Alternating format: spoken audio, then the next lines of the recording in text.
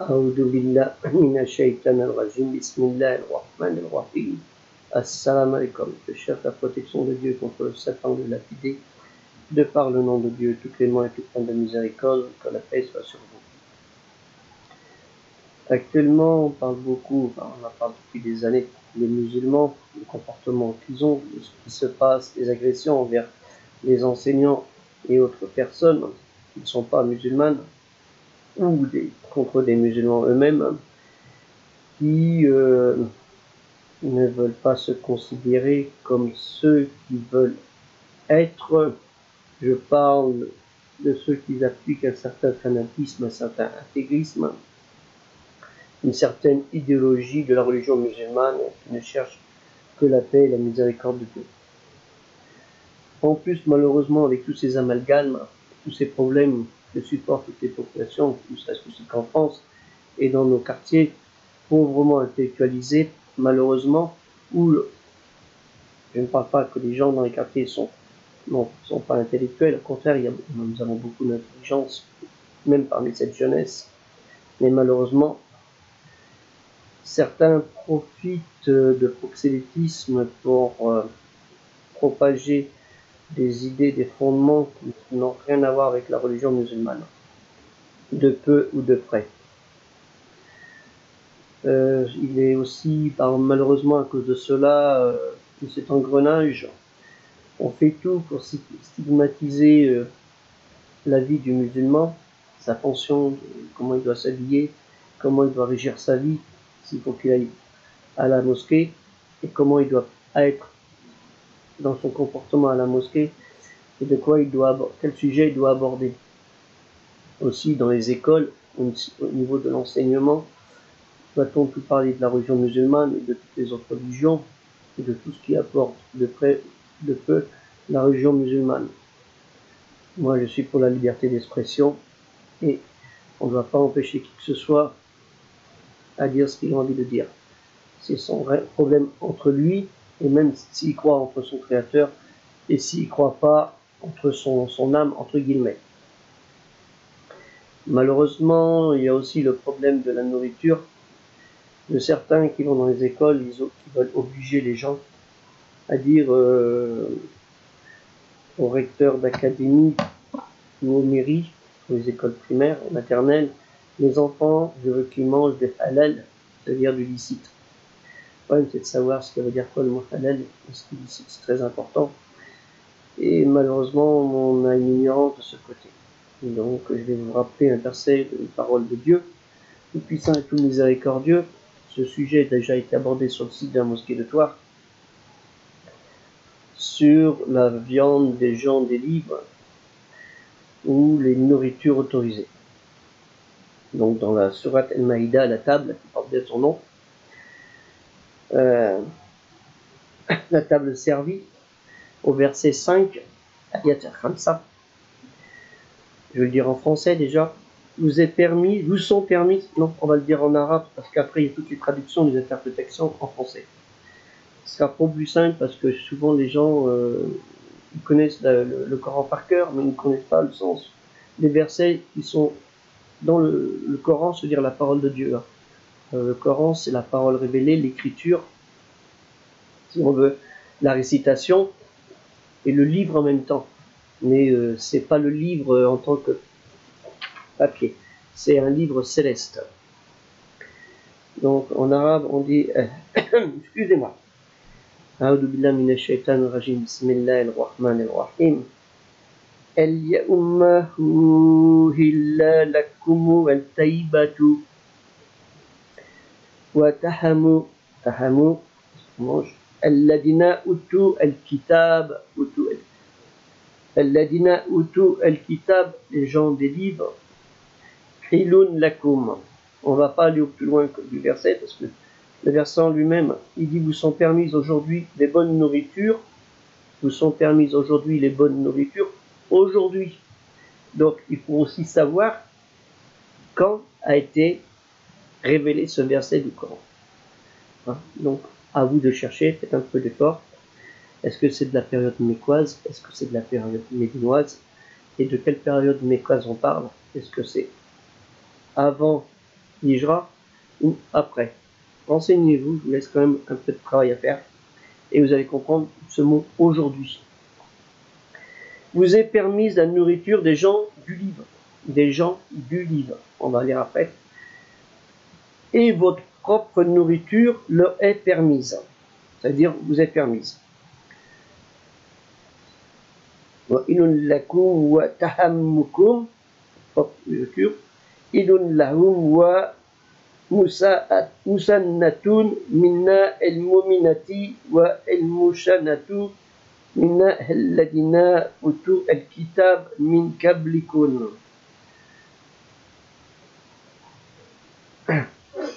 Ida attaytumuhuna ujura mursinina khayra musafiina walla mutardidi ardanin wa man yakfur bil amani fakan habita amaluhu wa uwa fi al-hariratu minna al-rashirin.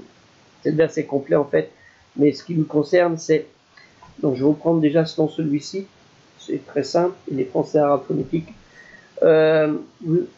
Vous sont permises aujourd'hui les bonnes nourritures, el-yuma uliya lakum taibatu, les bonnes nourritures, wa tahamun, les bonnes nourritures. C'est ça qui vous sont permis aujourd'hui. Très important. Donc, vous est permise la nourriture des gens des livres et votre propre nourriture leur est permise. Ça veut dire que nous, on peut manger la nourriture des gens des livres. On va détailler cela. Et après, il leur est permis à eux notre propre nourriture. Donc, concernant pour les cantines scolaires, vu qu'une grande partie des nourritures, c'est de la viande halal, comme on dit égorgée, Marie, qu'on ne veut pas le dire, c'est Mme Le Pen qui l'a annoncé il y a quelques années. 90% des abattoirs font de la viande halal, mais ils ne veulent pas le dire. Moi, je sais, dans le centre commercial, je vais régulièrement dans ma région, le boucher m'a dit, si on mettait où écrit halal, halal, halal, les gens ne le feront pas parce qu'ils n'ont pas compris c'est quoi l'abattage rituel. On en est dans ce monde-là. Donc, c'est pour ça qu'on ne le met pas systématiquement et qu'il y a un petit profit qui est fait aussi par les entreprises qui font du halal, comme on dit, du licite. Donc, c'est pas trop licite de vendre plus cher que les autres aussi. Donc, il faut faire attention à ça. Donc, là, on a eu le verset, la traduction simple. On va aller aussi chez des gens que vous connaissez tous. Je vais aller voir dans le Tafsir Ibn Kathir. Vous connaissez tous. Parce que souvent, on fait référence. Je me souviens d'une personne qui m'a dit, mais ton livre, je ne le connais pas. C'est écrit en arabe, en français, en phonétique. J'y crois pas. C'est pas vrai. Donc, après, quand je lui ai sorti en arabe, il m'a dit, oui, mais ce livre-là, il vient pas de mon pays. J'y crois pas non plus. Vous voyez le niveau. Donc, on a la traduction par Ibn Kathir. La permission de manger les animaux égorgés par les gens des livres. Après avoir mentionné les nourritures impures qu'il a interdites à ses serviteurs, c'est Dieu qui a les serviteurs de Dieu, serviteurs croyants, puis les bonnes nourritures qu'il leur a autorisées, Dieu il dit, vous sont permises aujourd'hui les bonnes nourritures. Puis il indique le statut des animaux immolés par les gens des livres, juifs et chrétiens. Il dit, vous est permise la nourriture des gens des livres, c'est-à-dire les animaux égorgés par eux, précise Ibn Abbas, Abu Umama, Mujahid, Saïd ibn Jubair, Ikrima, Ata al-Hassan, Makhlou, Ibrahim al-Nasari, As-Soudi, al-Mukatil, Ibn Ayyan. Ça, c'est dans Tabari 9, 753, 757. D'ailleurs, les savants de l'islam sont unanimes à ce sujet. Les animaux égorgés par les gens du livre sont autorisés aux musulmans, car juifs et chrétiens considèrent qu'il n'est pas permis de sacrifier un animal au nom d'un autre que Dieu. D'ailleurs, en procédant au sacrifice de leur bête, ils invoquent uniquement le nom de Dieu, même si leurs croyances sur Dieu, qu'il soit exalté et sanctifié, sont blasphématoires. Vous voyez, même si leurs croyances sur Dieu, qu'il soit exalté et sanctifié, sont blasphématoires. À ce sujet, Al-Bukhari rapporte dans son recueil authentique, Sahih, on dit, Ce récit de Abdullah ibn Mughaffal, lors du siège de la forteresse juive de Khaybar, on connaît cette histoire-là, fut jeté du haut du fort une outre contenant de la graisse et je conservai en disant « Je ne la partagerai avec personne ». En me retournant, je vis alors le prophète en train de sourire. Ce récit, à l'appui des jurisconsultes, le Fuqaha, affirme qu'il est permis aux combattants musulmans de prendre dans le butin avant son partage ce dont ils ont besoin comme de la nourriture.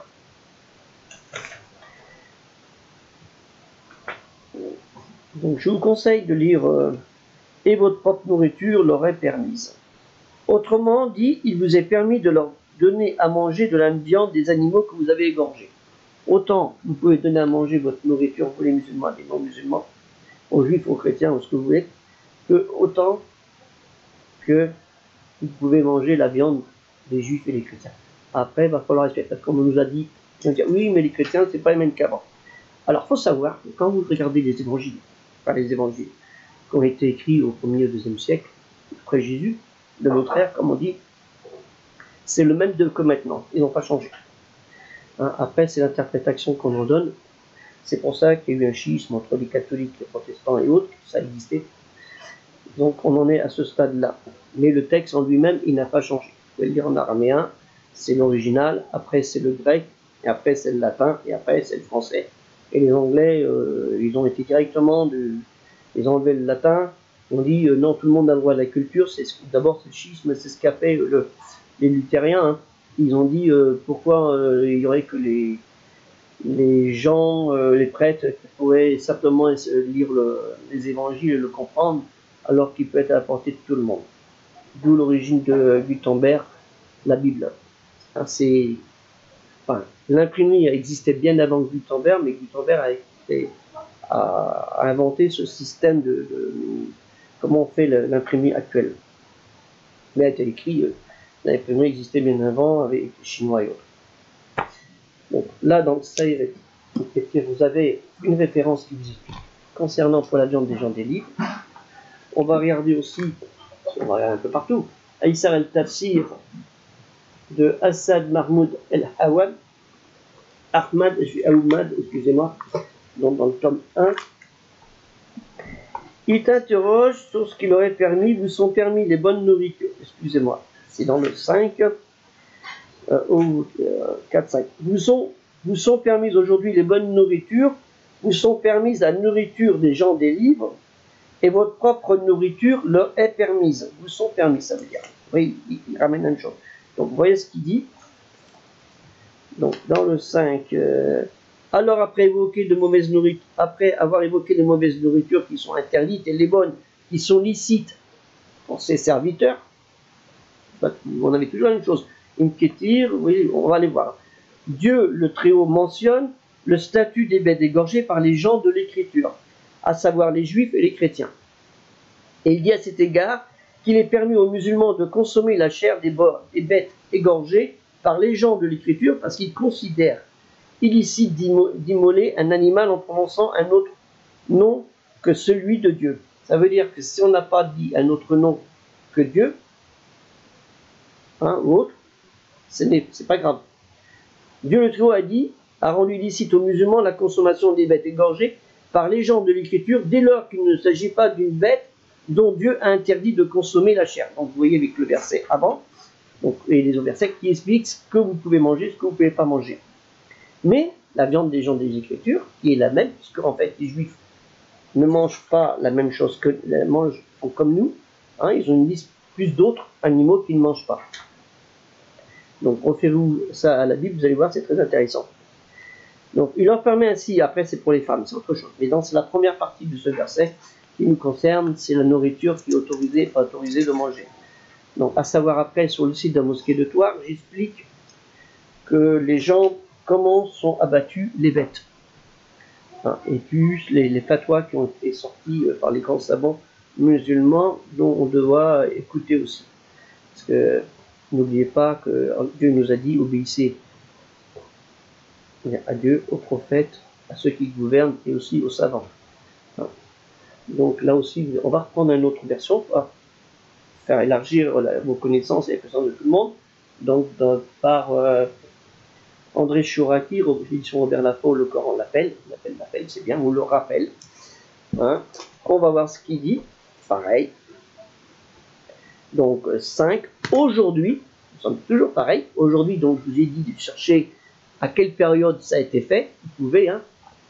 Aujourd'hui, les bonnes nourritures vous sont permises. Vous savez, le Coran, il faut le lire à la lettre, chaque mot, important.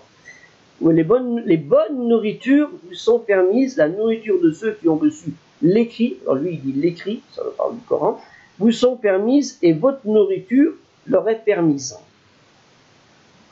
Donc, l'écrit, il s'agit surtout, quand il parle de l'écrit, il parle, ou là, les gens des livres. Hein. Il s'agit surtout des juifs et des chrétiens. Ce verset soulève des difficultés. Par exemple, la viande de chameau permise aux musulmans est interdite aux juifs. La viande de porc permise aux chrétiens est interdite aux musulmans et aux juifs. Alors, il faut savoir que la viande de porc a été interdite aux chrétiens de l'époque de Jésus, et c'est après Paul qu'on a laissé libre. Paul, qui n'était pas un des 12 apôtres, mais qui a été un des 12 vraiment apôtres disciples de Jésus, mais qui est devenu un apôtre après. Hein. C'est comme ça. Donc, et interdit, et tous les apôtres, savoir qu'ils étaient juifs avant, hein, de Galilée, une grande partie. Et interdit, par exemple, la viande de chameau permise aux musulmans est interdite aux juifs, la viande de porc permise aux chrétiens, interdite aux musulmans et aux juifs. Donc, c'est ce qu'on a comme explication. Vous voyez, à chaque fois, vous avez des petites explications complémentaires qui peuvent vous aider à comprendre le sens de ce verset. Nous allons aller dans ce... Alors ça, c'est aussi une traduction de Mohamed Ben Sheikhoun, le professeur Mohamed Ben Sheikhoun, que je vous conseille de lire. Alors l'écriture, c'est vrai que tout le monde ne lit pas cette écriture. Hein, c'est l'écriture comme ça. Même moi, j'ai des difficultés à la lire, mais bon, on y arrive. Quand on veut, on pneut, comme on dit. Ouais, aujourd'hui, toujours aujourd'hui, les bons aliments sont licites pour vous. Les bons aliments sont licites pour vous. La nourriture de ceux qui ont reçu l'écriture avant vous, ceux qui ont reçu l'écriture avant vous, n'oublions pas que le Coran, c'est le rappel. Hein, on rappelle, le Coran, c'est le rappel. Puisqu'il a dit, j'ai parachevé pour vous la religion. Elle est licite pour vous comme l'est la vôtre pour eux. Elle est licite pour vous comme l'est pour vous. Hein, comme l'est pour vous. Donc après, je l'ai là, 3, 4, 5. Ce jour sont rendus licites les choses bonnes, aliments et autres, qui ne sont pas frappés d'interdiction, la nourriture de ceux qui ont reçu l'écriture, les gens des juifs, avant les musulmans, les juifs et les chrétiens. Là-dessus, cette nourriture comprend des bêtes égorgées par eux, puisqu'ils invoquent le nom de Dieu, Ta'ala, le plus très haut, en les égorgeant. Donc c'est ce qui se passait avant. Mais là, actuellement, ça ne se fait pas. Ils égorgent. Il faut savoir, aller dans les abattoirs, c'est égorgé ou c'est tué d'une certaine façon. Électrocutés, ils sont endormis, ils ne sont pas assassinés, hein. Comme on dit, il y a une balle, bing, ils sont morts. Non, non, ils sont étourdis et après ils sont égorgés. Par contre, les bêtes égorgées par les associationnistes, ça veut dire ceux qui invoquent un nom, une idole qui existe depuis très très longtemps ou de maintenant. Il dit j'ai tué cet animal pour le nom de un tel, hein, ça les païens, c'est expressément interdit. Ça c'est évident. Les bêtes aussi égorgées au nom d'un saint. Attention. Hein, parce que dans les pays musulmans, il y a beaucoup de gens qui font l'adoration des saints, hein, le maraboutisme et autres, et qui tuent pour mouler ou bidule machin chouette, hein, et ça c'est interdit. Alors ça c'est grave. Hein. Donc la nourriture des musulmans est aussi licite pour les gens des livres. Donc cette nourriture elle est bonne pour eux, donc je vois pas le problème. Surtout qu'il faut savoir que quand les gens vont à la Mecque pour le pèlerinage, il y a un abattoir qui se trouve à Brest, je crois. C'est lui qui avait le contrat, qui livrait tous les poulets pour les gens qui font le pèlerinage à la Mecque. Donc, les poulets de la Mecque, les gens quand ils vont à la Mecque, ils mangent les poulets de France qui sont égorgés à Brest.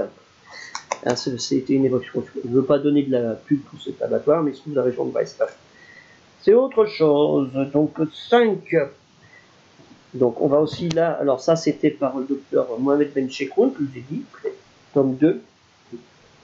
Et là aussi, alors par Si Boubacar Hamza, le Coran par Si Boubacar Hamza. Alors c'est une édition qui est difficile à trouver maintenant.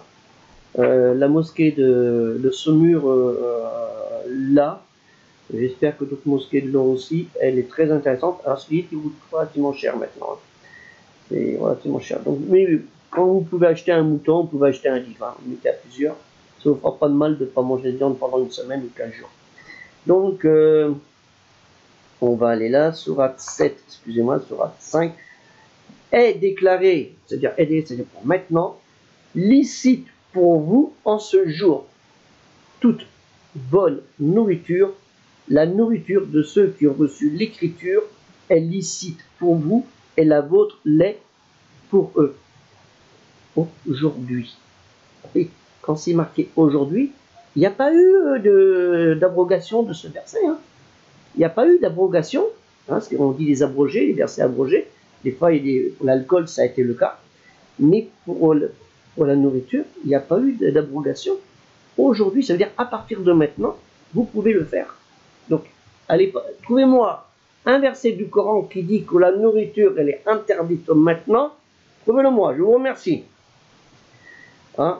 Donc, qu'est-ce qu'il dit? Bonne nourriture, les agréables. Alors, le mot n'est pas dans le texte, mais la désignation d'un objet dont son qualificatif habituel exclut en arabe toute ambiguïté. Par taïbat, on doit entendre une nourriture agréable, hein, désirable, saine. Dans Razi, 1142, vous pouvez le trouver. Malaïsa bi khabit, ce qui n'est pas corrompu, pernicieux. Alors après, je ne rappelle pas le nom entier du savant, dans Zamashkhari. Dans Zamashkhari, en tome 1, 333, en principe et à l'exclusion de ce qui est explicitement interdit. Toute nourriture saine est permise pour le musulman. Dans cet ordre d'idées, l'imam Shafi a, contrairement aux théories des autres écoles théologiques juridiques, toléré la consommation de la viande des équidés, c'est-à-dire les chevaux. Hein. C'est dans Razi 1142. Ceux qui ont reçu l'écriture, les juifs et chrétiens. Qu'en est-il de la nourriture des non-musulmans? Celle des idolâtres doit d'abord être éliminée, comme je l'ai dit, hein, ceux qui vont idolâtrer, mais les juifs et les musulmans ne sont pas considérés comme idolâtres. Hein. Sauf ceux qui font le culte des saints et les conneries comme ça. Même chez les juifs qui font, même chez les musulmans qui font l'idolâtrie aussi, attention, pareil. Donc tout doit éliminer de la discussion la nourriture des sabéens, des païens et des idolâtres est formellement interdite aux musulmans. Celle des juifs ne soulève aucun problème. Tout ce qui est permis aux juifs l'est aux musulmans. La question de la licéité de la nourriture des chrétiens est par contre très complexe. C'est ce que je vous ai expliqué. L'accord des docteurs de la loi musulmane n'est pas unanime, du moins souligne-t-il toute l'interdiction qui frappe la charcuterie. Voilà, c'est pour ça. Parce qu'avant, les chrétiens, ils ne mangeaient pas de porc. Et après, ils se mangeaient du porc. Comme l'alcool était interdit aussi dans les évangiles, dans la Bible, et dans le Coran, c'est pareil. Hein. Et après, il y a beaucoup de musulmans qui boivent de l'alcool. Hein. Il y a même des musulmans qui mangent du porc. Hein. La charcuterie pour les musulmans, au même titre que pour les juifs. Les auteurs musulmans font remarquer même pour les chrétiens, la viande de porc est interdite. Oui, c'est ce que je vous ai dit, la viande de porc est interdite. Puisque Jésus et ses disciples n'en mangeaient pas. L'interdiction de la charcuterie ne fut levée que par saint Paul. Alors, on croit qui? Jésus ou on croit saint Paul? Ah, savoir Paul, Jacques et machin? Non. Jésus, c'est Jésus, c'est un prophète. Mais Paul, oui, sire, dégage. Hein, faut faire attention, hein, surtout si on regarde l'histoire de Paul. Ah oui, qu'est-ce qu'il a fait celui-là? Hein. Les aliments confectionnés par les chrétiens sont considérés par des auteurs musulmans comme licites, sauf naturellement ceux dans la préparation dans laquelle on emploie des boissons alcoolisées. Donc ça veut dire les boissons alcoolisées. Il faut savoir, quand la boisson alcoolisée, quand elle est brûlée à une certaine température, il n'y a plus d'alcool. Hein, faut le savoir. C'est pas flambé, hein. C'est, je veux dire, de la boisson qui est vraiment, l'eau, c'est quand l'alcool a été chauffé à une certaine température, il n'y a plus d'alcool. Hein, on a la sensation, mais il n'y a pas d'alcool. Demandez-le à un biologiste, il vous le dira. Hein, ceux qui font des analyses et tout ça, ils vous diront, hein, les gens qui le savent. Hein. Mais en ce qui concerne les viandes, il y a entre les fondateurs d'écoles des divergences. C'est-à-dire les 4 madhabs qui sont connus, mais il y a d'autres madhabs qui existent aussi. Hein. Les musulmans, il y a des sunnites, il y a aussi les chiites, il y a aussi d'autres écoles qu'on a voulu anéantir, malheureusement. Alors, l'école malikite considère la consommation de la viande d'une bête licite saignée par un chrétien comme seulement blâmable, makrou. Vous voyez, donc, c'est plus pareil. Comme makrou et haram, interdit, différent. Alors que d'autres autorités la tiennent pour illicite, haram, qui est illicite. Vous voyez, donc, ces divergences qui constituent des cas de conscience pour le musulman vivant en terre chrétienne se trouvent encore compliquées par l'évolution des modes d'abattage industriel pratiqués dans les abattoirs d'Europe et d'Amérique. Assommement, emploi du merlin ou masque frontal dit de Bruno, énervation, énucage, procédé électrique, etc. En général, l'abattage reconnu licite par l'islam doit obéir à 2 conditions sine qua non, le minimum de souffrance dans le minimum de temps pour l'animal saigné. La prononciation par le musulman qui l'égorge de la formule de par le nom de Dieu, clément et miséricordieux. Bismillah wa Allahu Akbar. Excusez-moi. Au nom de Dieu, et Dieu est le plus grand. Par le nom de Dieu, Dieu est le plus grand. C'est une habitude. Bismillah ar-Rahman ar-Rahim. Donc, où j'en suis, selon l'exégèse et la tradition, la viande provenant d'un abattage tel qu'il est pratiqué en Europe et en Amérique est illicite pour les musulmans, car si la bête souffre moins qu'il n'en demeure pas moins que le second préalable n'est pas rempli, ce qui entraîne l'illicéité, haram de sa viande. Néanmoins, l'opinion courante est qu'en cas de nécessité absolue, darura, le musulman a considéré comme licite ce que les chrétiens tiennent pour licite et comme illicite ce qu'ils tiennent pour illicite. Illahu wa allahu wa arimu wa aramu. Tabari 602. En vertu de cette formule quelque peu discutable, ce qui n'est valable qu'en aucun cas de force majeure, les auteurs musulmans modernes se montrent moins intransigeants sur ce problème pour des raisons pratiques. C'est ainsi qu'un auteur comme Youssouf el-Kardawi, que tout le monde connaît, affirme en s'appuyant sur la modération de l'école malikite en la matière. Ce qu'ils jugent valablement égorgé pour eux, nous pouvons en manger en le tenant pour licite. Il y en a encore un peu plus long. Hein. Explication, excusez-moi, là. Donc, ça, c'est un ouvrage qui est sorti, je crois, dans les années 72. Hein. C'est ça, en 1972. Encore un peu de mémoire, hein, le Brahim. Donc il faut... c'est il y a 40 ans, et en 40 ans, les abattoirs ont encore changé leur méthode pour tuer les animaux pour pouvoir satisfaire la clientèle musulmane. Il y a beaucoup évolué dessus. Donc c'est important de regarder ça, ces 4 livres-là. J'en ai un autre, si je me souviens. Ça c'est donc arabe français, l'essence du verset du Coran. Donc on va regarder aussi pareil là. Vous sont permises aujourd'hui at-taïbat. Pour vous, vous sont permises aujourd'hui at-taïbat. Vous est permise et vous est permise la nourriture des gens des livres, les juifs et les chrétiens. Et votre propre nourriture leur est permise. Donc, est-ce qu'il met une petite note à ce sujet? Excusez-moi, j'ai pas mes lunettes. Non, ça parle pour les ablutions. Donc là, vous avez aussi cette interprétation qui est importante. Nous avons aussi après dans que tout le monde connaît la traduction de Gloton, hein, Abdallah Maurice Gloton, c'est Abdallah son prénom musulman, mais bon, les musulmans n'ont pas obligé les gens quand ils se convertissent à l'islam n'ont pas obligé d'obligation de changer de prénom. Hein. il y a beaucoup des compagnons du prophète qui gardaient leur prénom.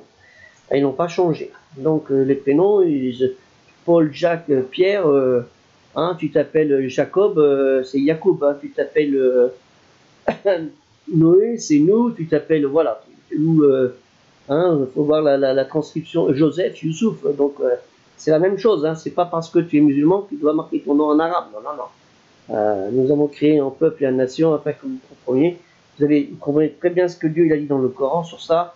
On ne vous a pas demandé de changer votre nationalité parce que dans l'islam, il n'y a pas de nationalité. Alhamdulillah, Rabbi al-Alamin, hein, la louange est à Dieu, Seigneur de tous les univers. Tout appartient à Dieu, il n'y a pas de frontières. C'est nous qu'on a créé les frontières. Hein, et après, Dieu, on a créé les frontières par rapport à des montagnes, des mers, des choses comme ça, mais c'est Dieu qui a fait ces choses-là. Nous, on a fait autre chose. Et puis, les royaumes ont évolué. Avant, c'était plein. Après, ils sont regroupés, et ainsi de suite. Hein. Mais comme la France, si on regarde la cartographie de l'histoire de France, au début, c'est un tout petit machin, et puis qui a grandi, puis après, les colonies, ainsi de suite. Et après, ça a diminué, et puis les gens, il y en a qui veulent se retirer maintenant, hein, comme la Nouvelle-Calédonie et d'autres. Donc là, en ce jour, les choses délectables vous sont rendues licites pour vous.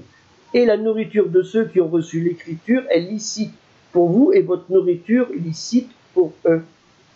La petite référence qui marque en 223. En matière de nourriture, la licéité à retenir pour le musulman est celle qui résulte de ce qui n'est pas interdit et spécifié dans certains versets. Signalons comme interdit la chair de porc, le sanglier, les cadavres, le sang, les boissons alcoolisées et autres, etc., etc. Donc vous voyez, c'est très important d'avoir ces livres. Je crois qu'on a déjà fait le tour.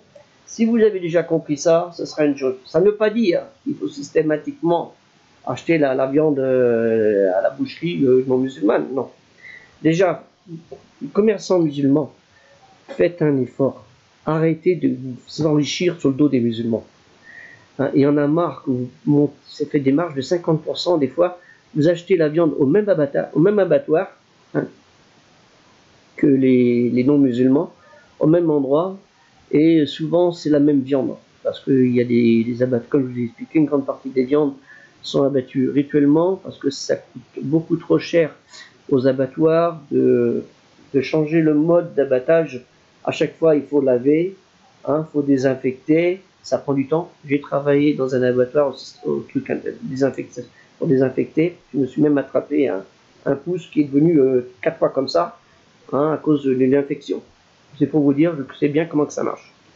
Donc il faut un truc de poulet en plus.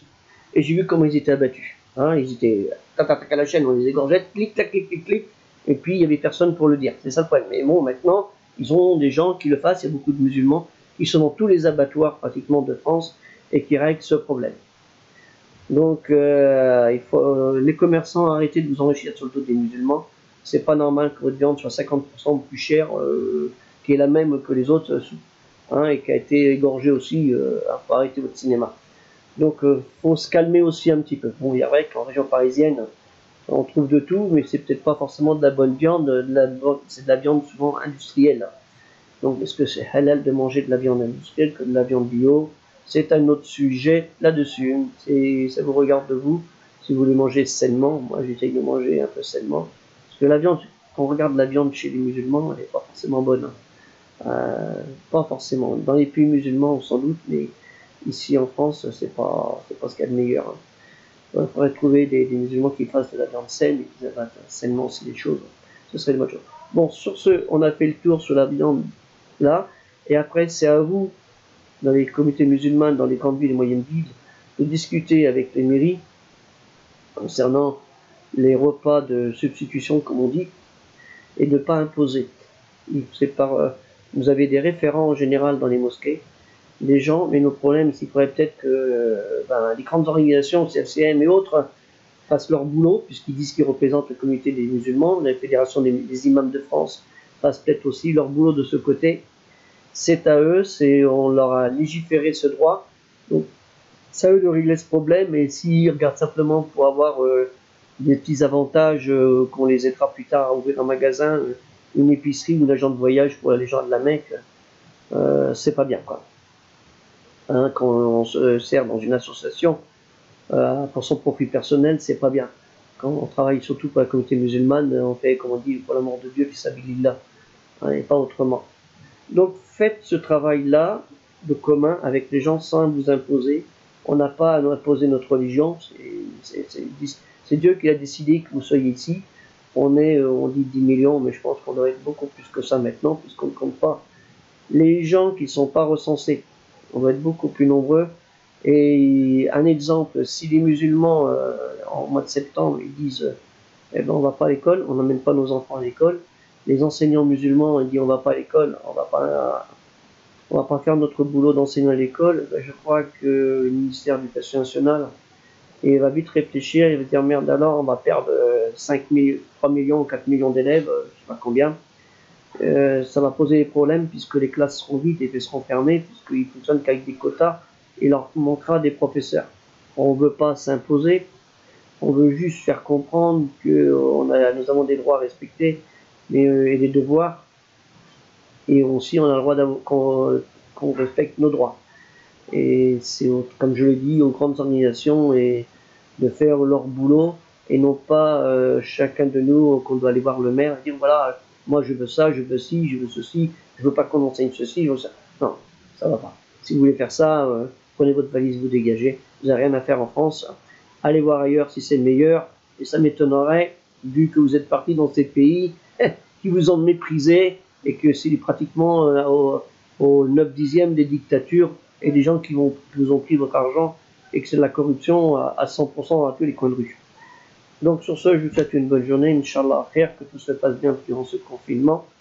Profitez de cela, lisez, ayez un peu de bon sens et faites attention à ceux qui vous diffusent des mauvaises informations. C'est pour cela qu'il faut, comme je le dis, lire, lire, lire. Voilà simplement sur ce sujet. Au plus simple, il vous faut au moins ça. Quand vous aurez déjà potassé tout ça, ah excusez-moi, j'en ai encore oublié un. Mais bon, c'est lourd hein, la culture, hein. Ça pèse lourd. Voilà, ça vous fait tout ça, si vous voulez apprendre simplement ce verset, et ça vous servira, Inch'Allah, khair pour tout ça. On vous demande que du bienfait, et on demande aussi du bienfait à tout le monde. A'udhu billahi minash shaitanir rajim. Bismillahir rahmanir rahim. Assalamu alaikum.